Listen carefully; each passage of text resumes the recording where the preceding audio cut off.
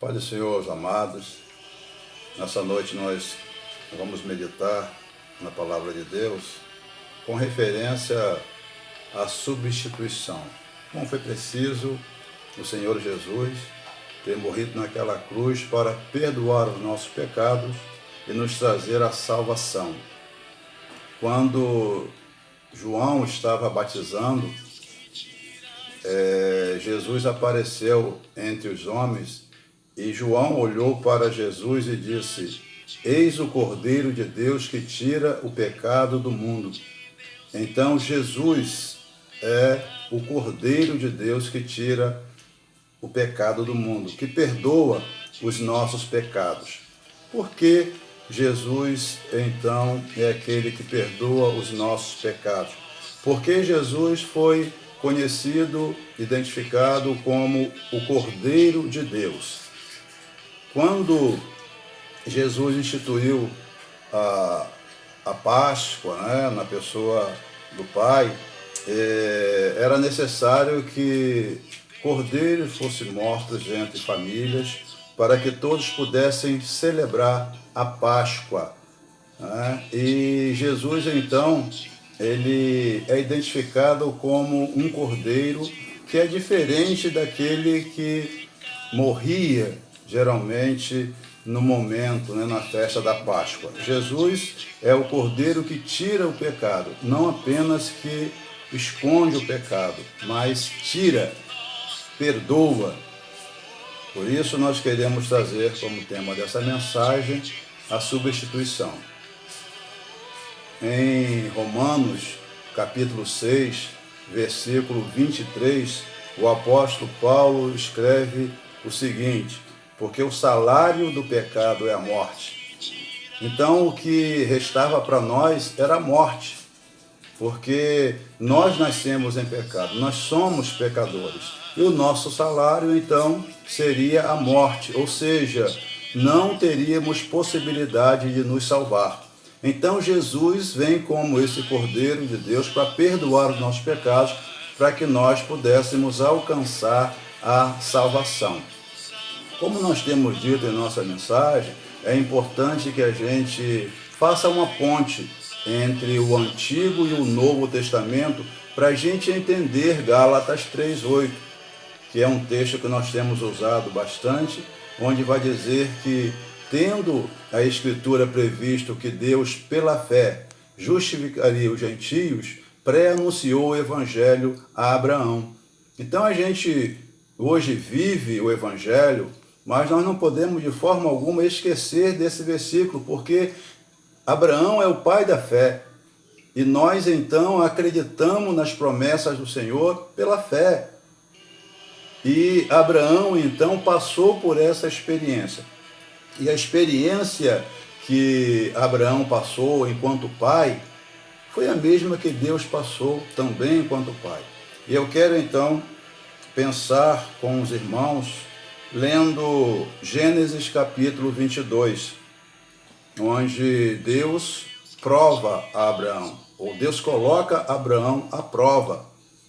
E o texto então nos diz: depois dessas coisas, pôs Deus Abraão à prova e lhe disse: Abraão, este lhe respondeu: eis-me aqui. Acrescentou Deus: toma teu filho, teu único filho Isaque, a quem amas, e vai-te à terra de Moriá. Oferece-o ali em holocausto sobre um dos montes que eu te mostrarei. Olha, conhecendo a história de Abraão, sua esposa sem condições de gerar filho, sendo estéril, nasce filho a Abraão e uma outra mulher, da serva, Sara. Nós conhecemos a história, mas Sara mesmo não dava à luz. E aí Deus visita os amados já na idade avançada, vai abençoar, fazer com que o ventre de Sara o útero venha a ser produtivo, frutífero. Então, ela já na idade bastante avançada, ela vai gerar um filho. E esse filho é o filho amado, é o filho único, considerado o filho da promessa. E Abraão, então, é o pai da fé. E Deus vai provar a Abraão para ver até onde a sua fé vai. Então um dia Deus chama Abraão e diz: leva o teu filho ao Monte Moriá e sacrifica, ou seja, mate-o ali. E Abraão então, no dia seguinte, ele pega o seu filho, ele prepara todo o ambiente e vai ao Monte Moriá oferecer o seu filho amado, seu único filho, em sacrifício a Deus. Ali Deus estava de fato provando a Abraão. Queria ver até onde chegaria a sua fé. Abraão era um homem temente a Deus. Abraão vivia com Deus, andava com Deus, tinha uma experiência com Deus. Abraão acreditava que Deus, sendo a vida e tendo todo o poder, poderia trazer de volta o seu filho. Todavia, ele precisava, como o pai da fé, obedecer, ser, de fato, obediente à palavra de Deus. E então, Abraão chama os seus criados e vai até o Monte Moriá. E é interessante que Abraão, no caminho, diz para os seus servos: fiquem aqui, porque eu vou com meu filho e voltaremos. Ele não diz que voltaria só, ele disse que voltariam. Abraão acreditava que ele retornaria com o seu filho, mas precisava obedecer, precisava ser obediente. E então, quando tudo estava já organizado, o altar do sacrifício estava já levantado, e quando o seu filho pergunta: papai, onde está o animal que o senhor vai sacrificar? E Abraão então diz: Deus proverá, meu filho, Deus proverá. Então a gente vê, a gente pode sentir como pai a dor no coração de Abraão. Que dor, sabendo que teria, por obediência a Deus, de sacrificar o seu filho amado. Mas Abraão vai. E o texto diz que Abraão chegou a levantar o cutelo para sacrificar o seu filho. Mas o Senhor envia o anjo e diz: basta, Abraão. A sua fé foi provada, você foi vencedor, e agora eu sei que você teme ao Senhor, que você é obediente à minha palavra. Amados, há momentos em nossas vidas que a gente precisa colocar o grau de nossa fé na última instância. Há momentos em nossas vidas que Deus de fato quer provar a nossa fé. A gente precisa entender isso, a gente precisa aceitar isso. Ora, a mensagem fala sobre a substituição. E um versículo que é importante para nós é o versículo de número 13 desse capítulo, onde diz: tendo Abraão erguido os olhos, viu atrás de si um carneiro preso pelos chifres entre os arbustos. Tomou Abraão o carneiro e o ofereceu em holocausto em lugar de seu filho. Então nós temos aqui Deus pedindo a Abraão para sacrificar o seu filho amado, seu único filho, seu filho querido, filho da promessa. Abraão vai obedecer, mas Deus então vê a fé de Abraão, chega até o final, e manda que ele cesse a ação, o ato que ele realizaria, oferecendo o seu filho em holocausto, em sacrifício, e Deus então manda tirar o seu filho, e quando Abraão olha o altar e olha ao seu lado, vê então um animal, um carneiro que está ali preso. Então esse carneiro vai ser sacrificado em lugar do seu filho Isaque.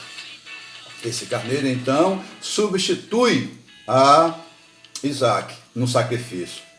Quando João olha para Jesus, com certeza ele olha para os seus discípulos, olha para aquelas pessoas que estavam sendo batizados e que iriam ser batizados, quando olha para Jesus, o que ele diz na verdade é: olha, esse homem é quem vai substituir-nos, porque contra nós estava o pecado, o salário seria a morte. Então esse homem é o Cordeiro de Deus que tira o pecado do mundo, ou seja, ele é aquele que vai substituir-nos na morte.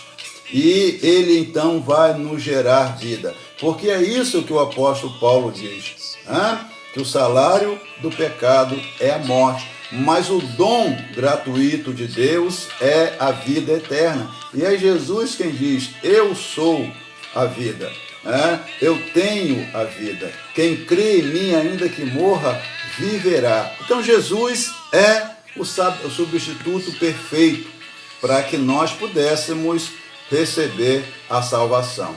E é Jesus quem diz, eu sou o caminho, a verdade e a vida. Por que Jesus é o caminho? Porque quando nossos pais pecaram no Éden, Deus fechou a porta do Éden, colocou o querubim e esse caminho foi perdido. O homem nunca mais entrou por esse caminho. O homem não tinha mais possibilidade de se chegar a Deus. Então Jesus vem e diz, eu sou o caminho. Jesus é a possibilidade de nós retornarmos ao paraíso.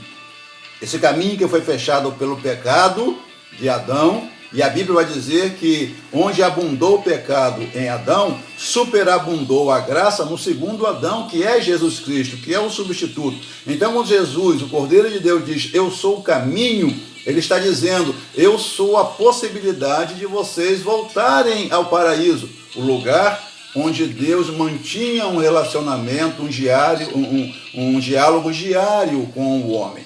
Jesus ainda diz, eu sou o caminho, eu sou a verdade. Ora, nós sabemos que houve mentira no diálogo da serpente com a mulher. Houve mentira.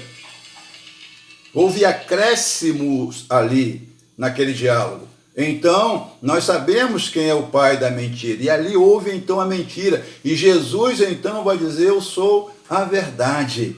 A verdade. Então, Jesus está nos dando condições de ouvir diretamente de Deus a sua palavra, não falada por homem, por inimigo, mas pelo próprio Senhor. Eu sou o caminho, eu sou a verdade, mas eu sou a vida. Ora, se o salário do pecado é a morte, Jesus então vem e se revela a nós como a vida. Então, ele paga a nossa dívida. Ele nos substitui naquela cruz. Quando Jesus estava sendo crucificado, o diálogo dos salteadores foi, nós estamos aqui porque as nossas obras nos trouxeram aqui. Esse Cordeiro de Deus, esse homem, ele nada fez para estar aqui. Então tema-o, porque nós estamos aqui por merecimento. Então, amados, nós podemos entender, nós podemos perceber claramente que Jesus era o único, é o único que poderia e que pôde nos substituir, fazendo com que, morrendo em nosso lugar, nós pudéssemos obter vida, porque ele morreu e ressuscitou e nos garantiu que nós também, crendo nele, ressuscitaríamos. Vamos ressuscitar com o Senhor Jesus. Ele, então, é o Cordeiro de Deus que tira o pecado do mundo. E os nossos olhares precisam estar postos no Senhor Jesus. Nesse momento difícil que atravessamos, onde nossos pensamentos vagueiam muito, nós precisamos olhar firmemente para Jesus, porque Ele é o autor e consumador da nossa fé. Jesus pagou um alto preço para nos salvar. Somos dele. A ele seja dada a honra, a glória e louvor. Que Deus abençoe a todos.